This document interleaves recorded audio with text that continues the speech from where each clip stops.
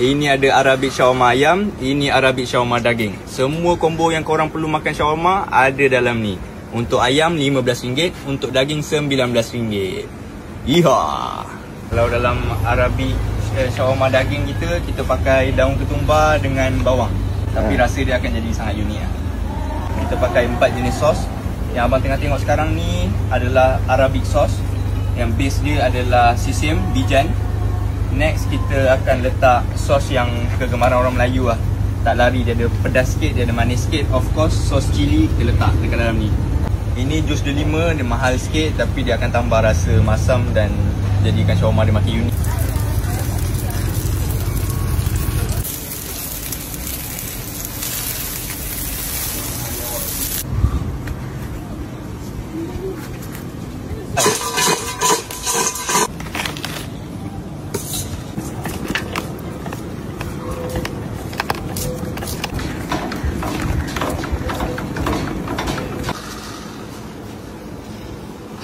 Waktu operasi pula kita start daripada pukul 2 petang sampai 10 malam baru kita tutup. Hari Ahad je kita cuti, selain daripada tu kita buka, jemput datang.